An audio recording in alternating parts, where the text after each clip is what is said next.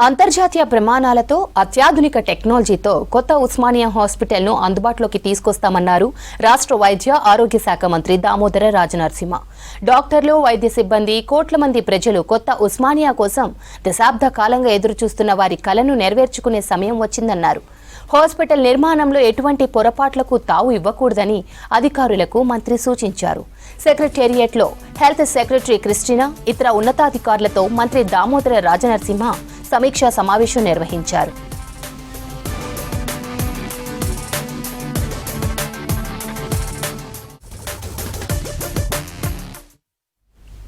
26.30 ఎకరాలను హాస్పిటల్ కోసం ఇచ్చిన పోలీస్ డిపార్ట్మెంట్కు గోషామహల్ ప్రజలకు మంత్రి ప్రత్యేకంగా కృతజ్ఞతలు తెలిపారు.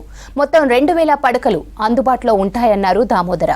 ప్రస్తుతం ఉన్న ఉస్మానియా హాస్పిటల్లో 22 డిపార్ట్మెంట్లు ఉండగా అదనంగా మరో 8 డిపార్ట్మెంట్లు కొత్త ఉస్మానియాలో ప్రారంభిస్తామని తెలిపారు. పేషెంట్ల కోసం అన్ని రకాల డయాగ్నోస్టిక్ సేవలను ఒకే చోట అందుబాటులో ఉండేలా చర్యలు తీసుకోవాలని అధికారులను ఆదేశించారు. గ్రౌండ్, ఫస్ట్ ఫ్లోర్లో ఓపీ సేవలు అందించాలని సూచించారు. పేషెంట్ల కోసం విశాలమైన వెయిటింగ్ హాల్స్ ఉండాలని చెప్పారు. కనీసం రోజు 3000 నుంచి 5000 మంది పేషెంట్లు వచ్చే అవకాశం ఉందన్నారు.